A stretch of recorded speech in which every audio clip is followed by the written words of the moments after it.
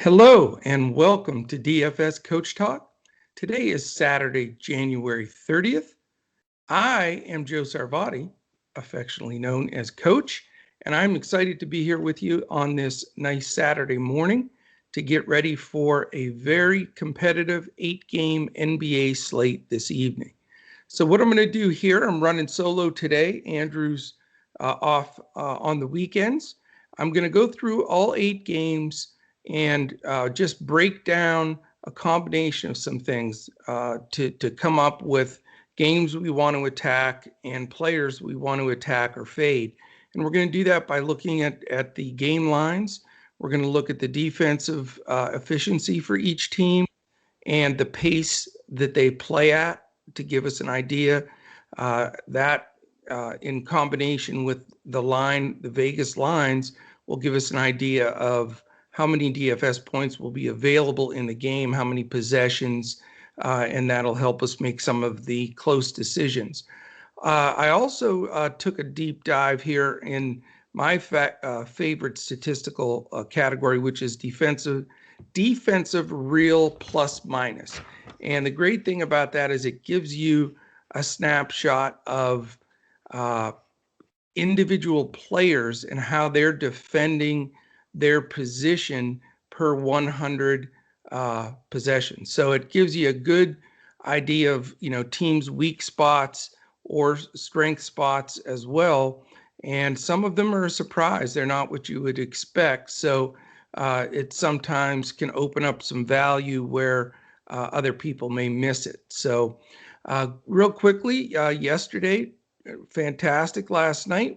Both of our hybrid lineups were successful in cash games. My hybrid also cashed in our single entry and some multi-entry tournaments.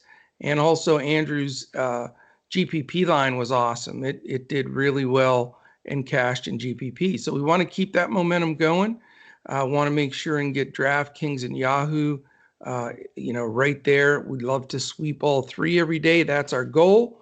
So we're going to try to get that done today. Real quickly, if you're watching this on YouTube right now, please take a second to hit the thumbs up. That's really important to us. Subscribe to our channel, again, very important. And hit the little alert button, the little alarm up in the top corner. That'll let you know every time one of our podcast posts. And we're posting PGA, NBA, and NFL. So we've got a pretty busy schedule, and you don't want to miss when those post. Other than that, we'd love to have you at DFS Coach Talk. I mean, we've had a lot of new members lately. We have a tremendous community and a lot of knowledge in there. We'll be talking with each other in Discord throughout the day, getting ready for this evening's games, and then just to give everybody a better idea. And then 30 minutes before lock, which is at a weird 8 p.m. Eastern tonight, it's usually always 7. And with 30 minutes before that, we'll be in Discord.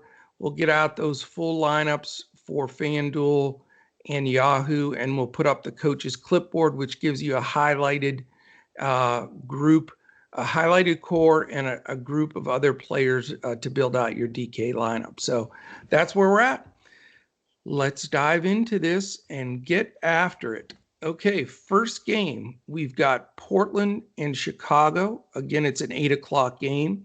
We have Portland defensive rating 28, and we have Chicago's 25th. So that got my attention. I wanted to mention that first because that makes this game playable. Vegas completely agrees. They've got Chicago as a 2.5-point favorite and the over-under 232. So you've got a big fat number there right out of the gate. It is the biggest on the slate. And by the way, our lines are provided by our partner, BetUS.com.pa, which is the best book in the business. All right. As far as the pace goes, we have more positive news here in this game, and that is Portland is 13th, Chicago's all the way up to 2nd. So we got to dig into this first game right off the bat because it has all the elements of being a very important and high-scoring DFS game today.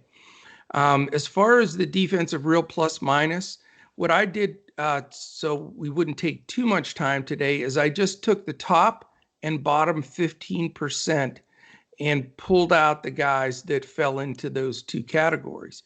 As far as the top 15% best defenders for Portland overall, it's Covington, as we expected, and then there's Arcidiacono, and who's this guy? I can't read my own writing. That's terrible. That would be, who plays for Portland? Can't read my own writing. That's hilarious. I will look that up and see what it is. ALEO, I don't know what that is. I'll look though. I'll double check it and get that to you. On Chicago's side, it is just Gafford. That's it. Nobody else, which, doesn't bode well for Chicago. On the other hand, they have a lot in the bottom 15, which is something to take note of. And the other thing is, when we're going over these DRPMs, they're great notes to take for going forward. This game, yes, we want to, focus in on it, but, these statistics don't completely change overnight. So start honing in on positions you want to take advantage of going against a team, and same thing, the ones you want to fade. All right. On the negative side for Portland, Giles is down low. Simons, we know Lillard doesn't defend well, and Trent. So not good. Their backcourt does not defend.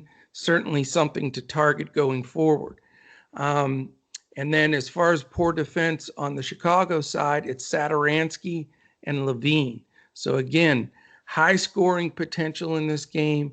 A lot of stacking can be done. And I think you have to have some exposure right out of the gate. In fact, let's go here and take a look at a couple of things here. And I want to make sure we have the depth charts up, because we do have quite a few injuries and COVID situations. And so before we get in who we want to play out of this Portland-Chicago game, I think I want to go over this real briefly. So, you get the latest situation on the injury report, how it goes, affects this slate. And I'm sure it will be updated as the day goes on. But for right now, I'll go through it quickly. Grayson Allen is out for Memphis. Gabe Vincent for Miami is probable. Derek Jones for Portland out. We've got Robert Covington is questionable. Cameron Payne for Phoenix out. Saric out. Booker out. So the Mavs get a break with some Phoenix guys being out, but Mavs are playing bad.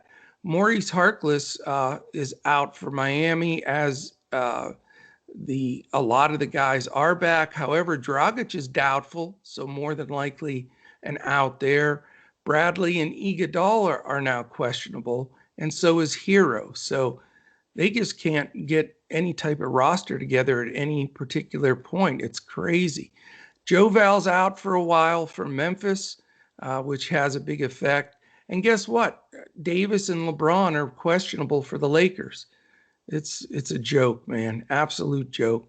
But the interesting one is Jimmy Butler, questionable. He may come back. So there's some big news out of all those guys that we have to watch very, very carefully, because one shift like that changes the entire slate. So, that's why we encourage everybody, join in, go to DFS CoachTalk.com. You can get as little as a week membership. And we're in Discord throughout the day with all these changes. And it's never been this many changes, this many shifting of lineups, late swap like crazy, because there's just so much movement in these players sitting or playing like none of us have ever seen before. So if you're not a member, and you can follow us on Twitter, we post things there as well. I'm at Joe Sarvadi, JoeSarvadi. Andrew is at Language Olympic, and Shane is at DET Sports Shane. So as we look at this game a little further, again, a key game to have some leverage here to get with the field. I think Lillard, you got to look at immediately. With McCollum out, he's been great. Chicago's backcourt does not defend well. So Lillard very highly in play for me. Carmelo Anthony, as long as Jones is out now and Covington might not play, Carmelo's been making value every game. Enes Kanter is another one that is dangerous for sure. He's really taken over the center spot there and been playing well. So those would be my top guys for Portland. I mean, there's a little riskier plays in Hood or Simons, but they're more GPP for me and not as much in my cash lineup. On the Chicago side, I mean, how can you not like Zach LaVine here a little bit? For sure, his price is pretty high, but he's been so consistent, so effective, and this game should be a high-scoring shootout. By the way, Portland's 9-8, and the Bulls are dropped to 7-10. So these teams are both right in the middle. They're in the thick of it, and an important game for both. Other guys on Chicago, Kobe White's been all over the place. I don't trust him right now, especially with Satoransky and Arcidiacono getting minutes. It's just sort of a mess with him. Lauri Markkanen on the right day is good. Here's the difference, though, for me. If Covington plays, I think he can shut Markkanen down pretty much. If he doesn't play and there's no Derrick Jones Jr., as we know, I'm not sure who's going to guard him. But if it's somebody like Carmelo or somebody of that nature, he's going to go bonkers. So right now, that's what I'd look for there. Gafford, on the other hand, not getting quite enough minutes. I mean, they're, have so many guys in and out and rotating.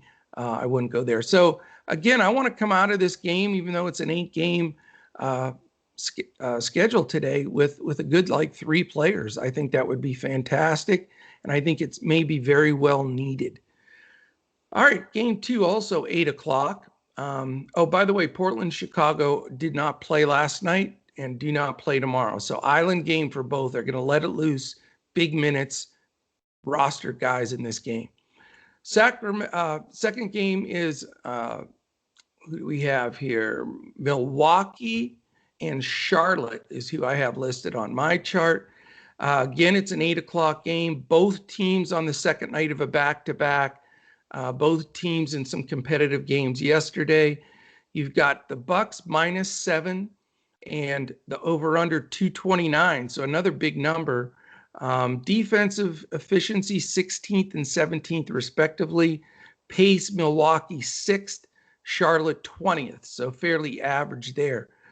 Strong defensive real plus-minus guys for both teams. Connaughton and Holiday for Milwaukee, very tough. Charlotte has 3 guys, Graham, Biyombo, who's just getting small minutes now that Zeller's back, and Rozier. But, that's why they're having this tough situation where they're trying to get LaMelo Ball big minutes. But with Graham and Rozier scoring and 2 of the top backcourt defenders, it creates a little bit of a logjam. And then when I point this out, it makes it even worse. First of all, Milwaukee has nobody in the bottom 15%. So hence the reason why they're always in the top 4 or 5 or 6 on the defensive side as a team.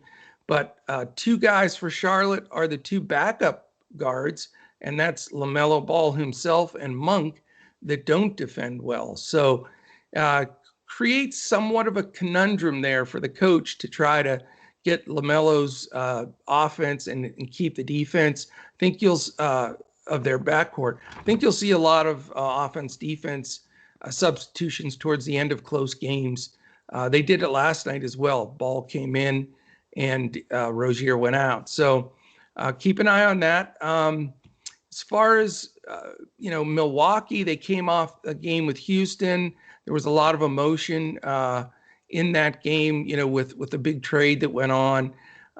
But, Giannis on a back-to-back against Charlotte certainly has to be mentioned. I don't know if I want to pay up to that number, especially with Charlotte's pace. It is paced down for Milwaukee, so I probably won't go there. Middleton had a really bad game last night. He should rebound today. I think he's the best play for the Milwaukee side. He's the guy that I'm looking at. His price is a little high, but it's reasonable enough that you can play him. Don't want, obviously, Holiday or DiVincenzo right now because simply of that backcourt defense of Charlotte. On the Charlotte side, Cody Zeller, his price is still low, and he's playing good minutes, and he looks really good, but he hasn't been back that long, and it's a back-to-back, so I'm a little concerned on minutes. And, Giannis does protect the rim there, even if, he's not guarding Cody. It creates some concern. So, I'm not really crazy about this game, even though the number's high. I do like Middleton. He has a great chance to make my lineup. Hayward has been fantastic for Charlotte. There's no question. But, Middleton defense and that interior Milwaukee is a little concerning because Hayward's price has gone up quite a bit. All right, let's go to game 3. That is the Houston Rockets at 8-9 against the New Orleans Pelicans at 7-10. And that was a really good win for the Pelicans last night. So that you got to be fired up if you're a Pelicans fan. That they needed to turn the tide a bit. Right now, we have the BetUS.com.pa numbers here with both teams, obviously. You've got New Orleans coming off the back-to-back, but they are a 1-point favorite. The over-under is 222.5. As far as defensive rating goes, Houston is up to 4th, which is really surprising. But they've got, and I'll explain why, they're using 3 guys that are in the top, 12% actually in all of NBA defensively. And New Orleans is 24 in pace, so it does pull down Houston's it's a pace down. However, I did read some coach talk with Van Gundy saying they want to pick the pace up a little bit because they've been losing, and they feel like if they get out and run a little bit, they have guys, which they should. I mean, Ingram, Zion, Nickeil Alexander-Walker off the bench, Ball, these guys can all fly. Ingram too. So I agree they need to pick up the pace. So I think you'll see that number in pace go up. Okay, 7th and 21st, by the way, like I said, in pace, 4th and 24 in defensive replacement. As far as the DRPM guys, Wood, Nwaba, and Tate for Houston. That's why they're ranked 4th. Wood, huge minutes. Tate's had huge minutes with all the guys being out. And Nwaba's been getting run as well. But those are 3 stud defenders right now. The 2 stud defenders for the Pelicans are Hart and Adams. So interesting. Now you've got the dichotomy of really good defenders and really bad defenders for the Rockets. The Rockets have 3 of the lower guys, and Eric Gordon, DeMarcus Cousins, who's dead last, and Mason Jones, the guy that's been playing the guard off the bench for them and started some games when they were shorthanded. So that's somebody as well. And then on the Pelican side, there's 3 guys: Zion, rated low, Nickeil Alexander-Walker, and Bledsoe. So, you've got some weaknesses there defensively, and that could be why Van Gundy wanted to slow them down initially. Interesting game, though. It really is. Coming off a back-to-back, some guys grabbed quite a few minutes, which, you just wonder how much is that going to affect some of these guys. Ball had a phenomenal game. Ingram was just absolutely on fire, but you've got some good defenders. If Tate's going to guard Ingram or Bledsoe. We'll see how that goes. Oladipo's not ranked yet, but he's a fine defender. There's a lot of exposure you could have for this game. I think Wall, Oladipo, and certainly Wood's very expensive, but they're all playable. On the New Orleans side, I really don't like Ball just coming off a big game right away like that. Bledsoe, that was an emotional game for him. Expense-wise, it's hard to grab Ingram and Williamson, but I have no problem getting one or the other. I think that would be a really, really good fit if you can scoop one of those guys. All right, let's fly to game 4. We're trying to stay on a decent pace here. Miami keeps getting like 6 guys back and 8 guys out and 4 guys back and 7 guys out. They've been just a crazy disaster, but with COVID and everything. And it shows in their record. Coming into this one, Sacramento's 8-10. The Heat are 6-12. But again, there's a questionable tag on Butler, so that would be fantastic if they could get him back in there. Somehow Miami's a 6-point favorite. Sacramento is coming in on a second night of a back-to-back. I think defensively, that probably is going to help Miami since Sacramento's dead last. That's probably why the line is what it is. Miami's 22nd, though. They've done worse, again, because of all the rotation of guys. Pace-wise, Sacramento 11, Miami 19, so somewhat average pace. DRPM, the only guy for Sacramento is the scrappy Richaun Holmes, who really gets after it, bodies people, and he's a little undersized, but it should work fine against Bam Adebayo. I think that he's the kind of defender, and there's only a handful, maybe less, maybe 2 or 3 guys that are built quick enough, strong enough like Holmes at that size to guard Bam. That's why I'm not playing Bam. I completely respect Holmes' defense. For the Miami Heat, the two old stalwarts still find a way to be in the top defensive, efficient, real plus minus, and that's Bradley and Iguodala, which, there you go. Once you know how to play D, you know how to play D. On the other side of the coin for Sacramento, they have a little bit of problem here since these are 3 of their key players. Halliburton, Fox, and Bagley all rated very, very low, hence the 30th ranked defense. The only guy ranked low for Miami right now is Kendrick Nunn. So if he wants to compete for minutes when all these guys are healthy, he's going to have to turn that up because that will not be acceptable to Coach Spoelstra. So a couple things here, we need to see all the information on Miami. I'm not going to spend a lot of time recommending these guys when we have so many of them that we don't know if they're going to play. We don't know if Hero's playing, certainly Butler, which would change everything. I already said I'm fading Adebayo.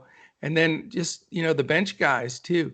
Dragic has already been ruled out, so we know he's not going to play. Gabe Vincent is questionable. He had a phenomenal game the last time around. So let's see how this pans out, and then we'll make a determination who we want to play, because you got to attack Sacramento defense. It's a home game for Miami. So however this shuffles out, I will find a couple Heat guys to roster. And they're all in play to me, whether it be Hero if he plays, certainly Butler, we'll see if he's on a minutes restriction. Gabe Vincent, all those guys can be played. So let's keep an eye on that one for sure. All right, real quick coffee break here. All right, we go on to the next one. We're rocking and rolling this. It is Milwaukee and Charlotte. Milwaukee is, Milwaukee's 11-7. Charlotte is 8-11. I already went over this game, didn't I? I'm losing my pace here. All right, let's go. That's right. How about the Lakers in Boston? Everybody's interest, big TV game. Everybody wants a part of this one. It's an 8:30 game, and it is the Lakers -2 is all at Boston.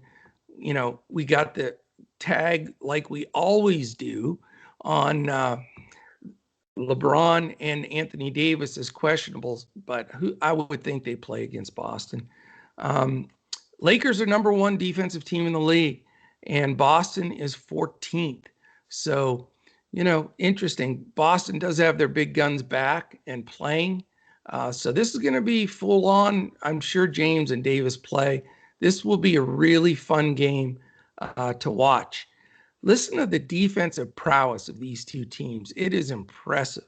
These are, again, mind you, top 15% guys at their positions. Lakers, Anthony Davis, Morris, Harrell, Pope, and Matthews, and Gasol still sneaks in there. So, they're number one because they've got 6 guys on their squad that are ranked super high defensively. So definitely a couple red flags there for thinking the Boston guys can blow up the chart. 4 guys for Boston, though, which is very interesting. You've got, of course, Smart, Tatum, Tice is in there, and Pritchard, who's hurt, but he's in there as well. What a surprise for that rookie. Lakers have 0 guys in the bottom 15%. So, they're the real deal. There's no doubt.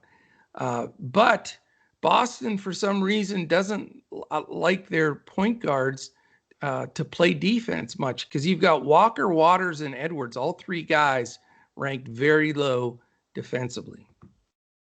All right, let's figure this one out.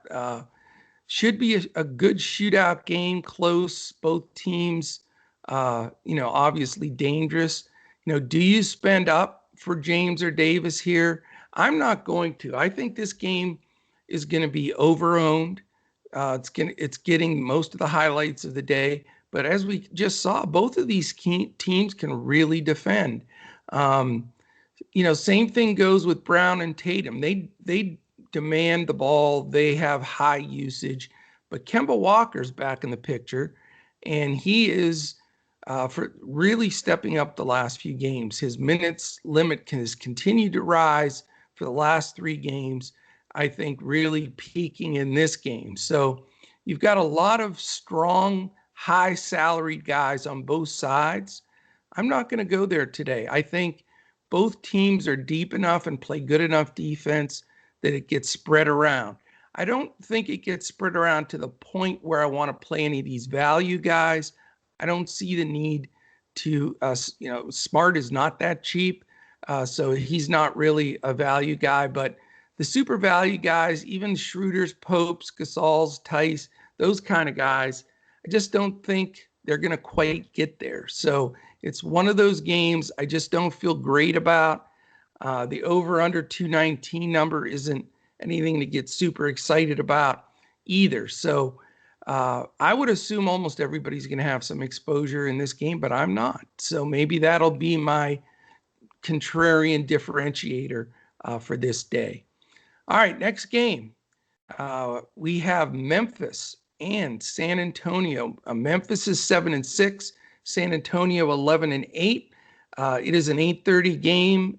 San Antonio -3, and San Antonio is on a second night of a back-to-back, which is always terrifying with Pop because you never know what on earth he's going to do. So Memphis is all the way up to the second best defensive team in the league. They are really locking it down. And San Antonio is 11th, which they were in the 20s most of the year. They've come straight up the chart. Pace-wise, not bad. Memphis is 12th and San Antonio 14th. So, above average, which makes this game playable. But here's what's going to blow you. These two have more top defensive DRPM players than even Lakers and Boston. I'll give you the quick chart. Memphis, Melton, Jang, Clark, the rookie Bain, Anderson, Joval, and Tillman. All those guys. It's amazing. Joval remains out. Xavier Tillman gets it done, man. I like him again tonight. Brandon Clark's been terrific. I like him as well. Now let me tell you the top players for San Antonio, defensive wise. Rudy Gay, the rookie Vassell, Lyles, Mills, Pirtle, and a very highly rated DeJounte Murray. And that is the reason I'm fading Ja in this particular situation.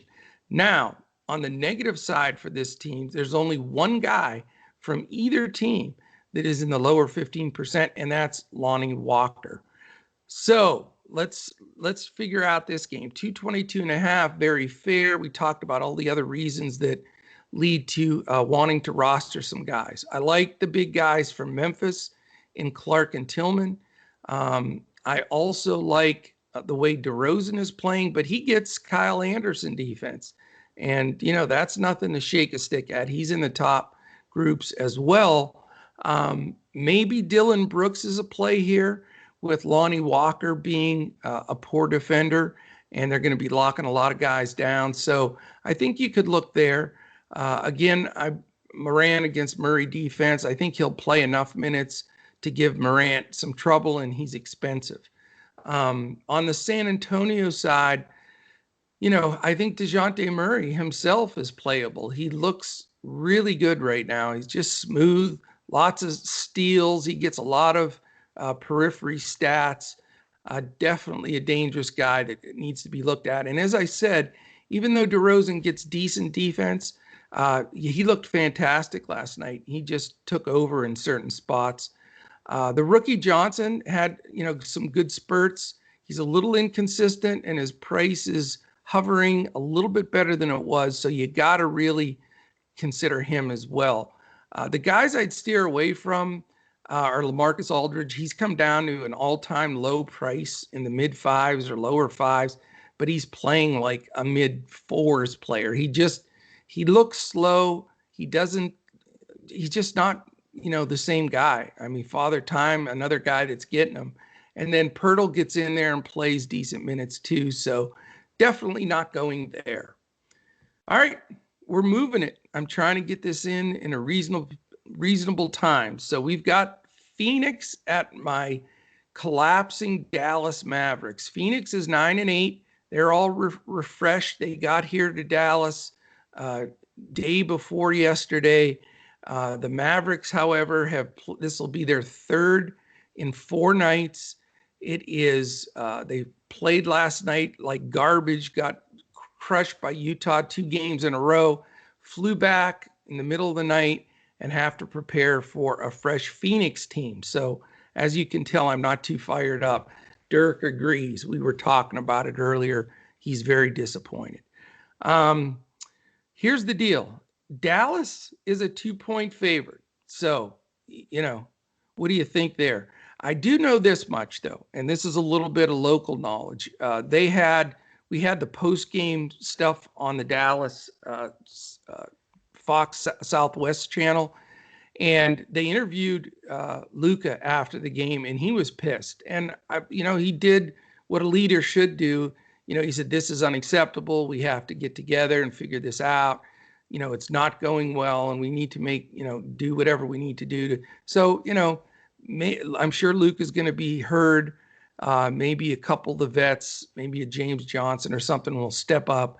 And I would assume they'll give a better effort. But again, there's some tired legs. There's some guys, still coming back from COVID.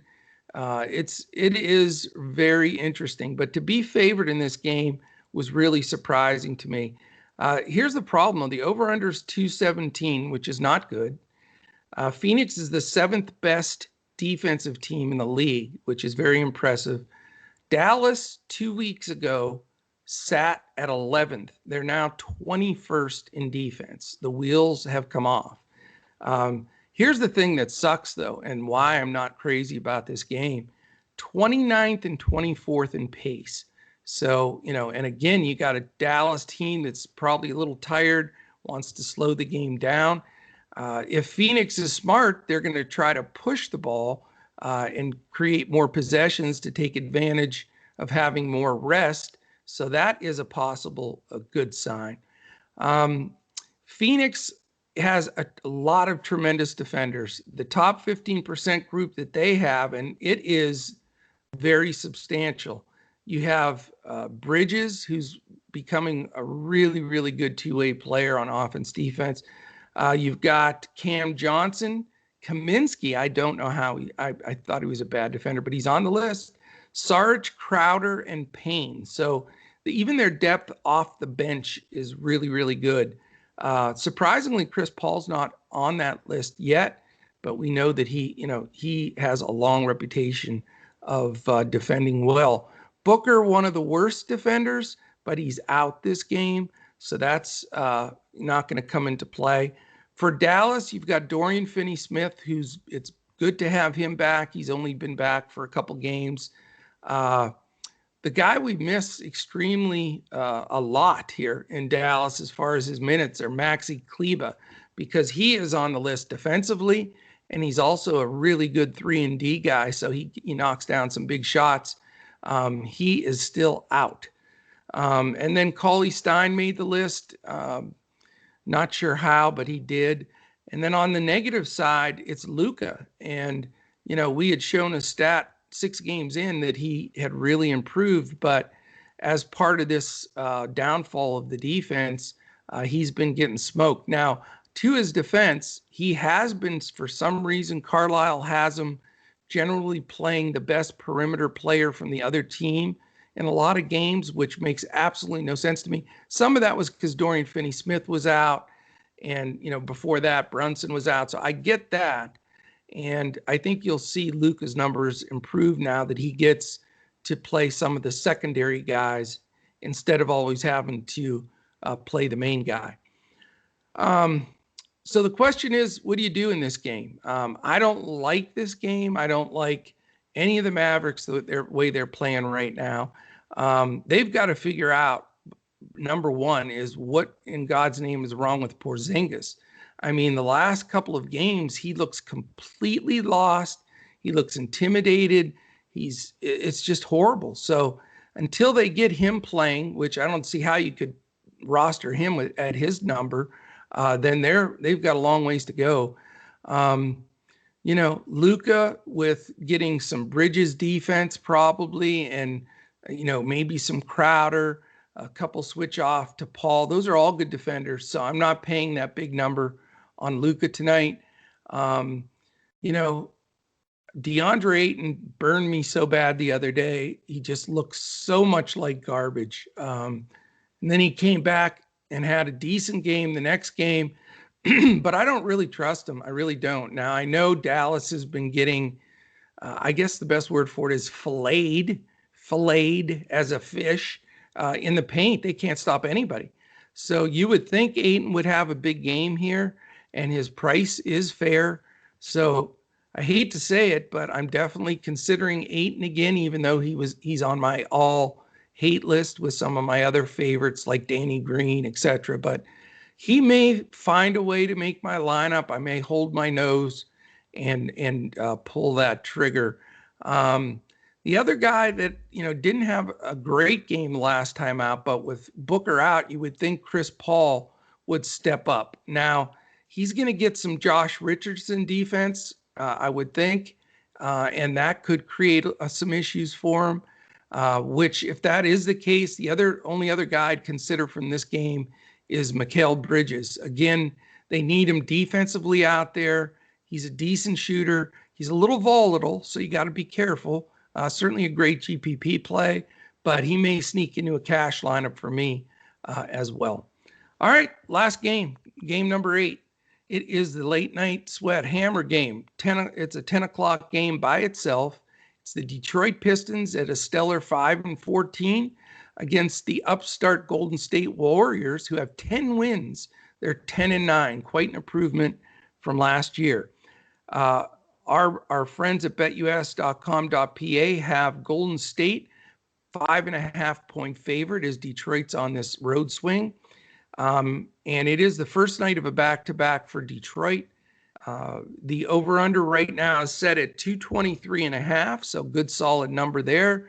Definitely want to have a little exposure at least in this game. The Defensive efficiency, below average. Detroit 19, Golden State right in the middle at 15. Interesting though, Detroit's 23rd in pace, so it is a pace down for Golden State, but Golden State is third. They are really pushing the ball. That should elevate some of Detroit's numbers. And I think this game, there could be some decent scoring and DFS point opportunity. As far as the DRPM guys, top guys for Detroit, you've got Grant, Wright, and Plumlee. So three guys that start, which, give you a little pause with the Golden State guys. They get big minutes. For Golden State, and I mentioned this the other day with Andrew too, Wiggins is playing really good defense this year. So, I mean, I guess anything is possible.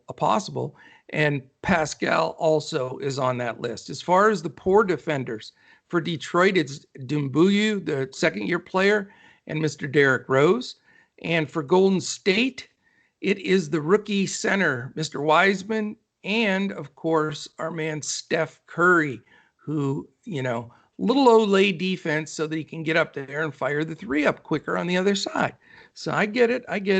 I've been there. So this makes for an interesting game. I like the over/under. I like the number. I think I like the pace here for the most part.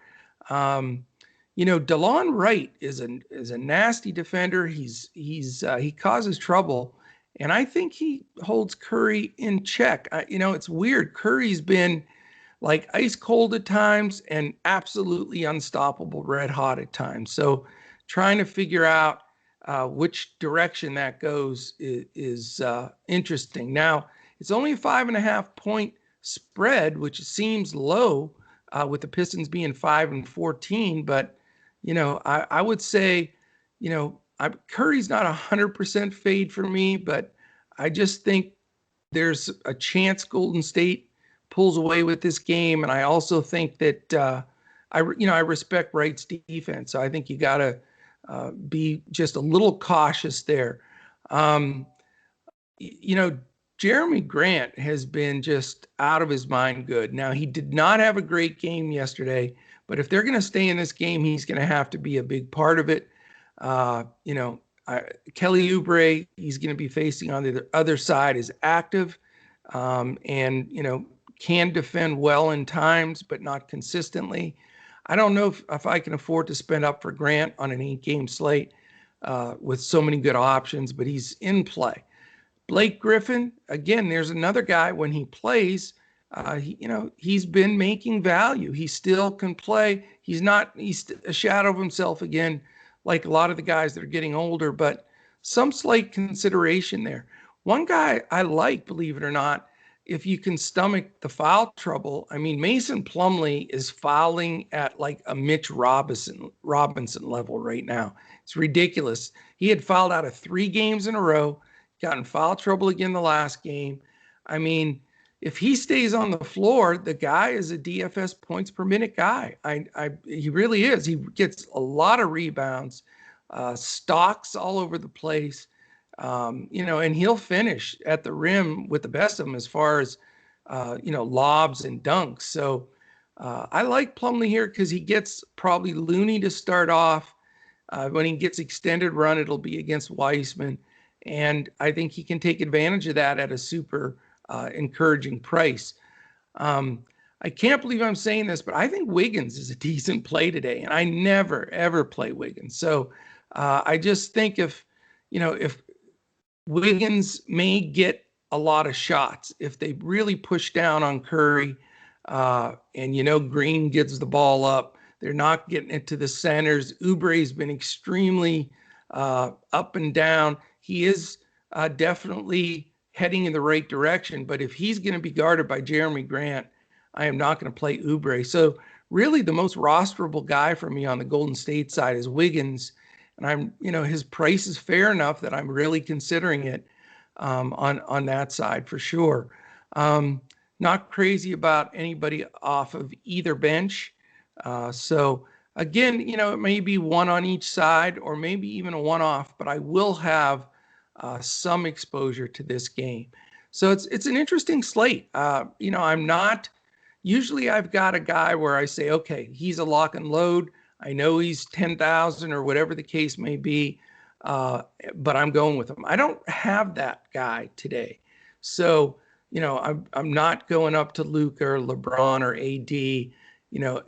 It may end up being where that I spend the majority of my money on Lillard and Zach LaVine in that game as a good, combination of two guys, correlating with each other and scoring up a storm. So that's sort of my top plays. There's, like I said, a lot of value, a lot of guys coming in, going out with the COVID stuff.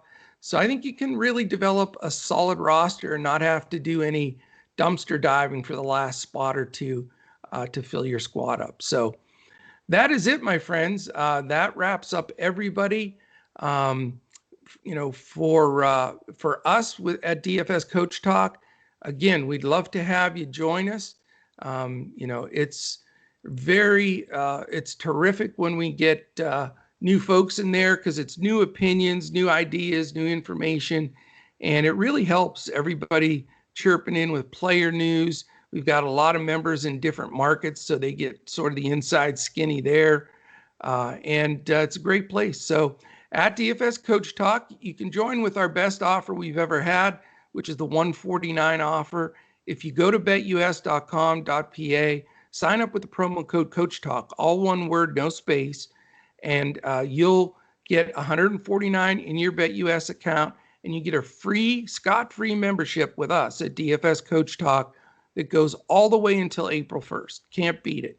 So that's our great offer. If you just want to dip your toes in, we have as little as a week lineup. So jump in there, check us out. Check us out on Twitter at DFS Coach Talk. And then, wherever social media is.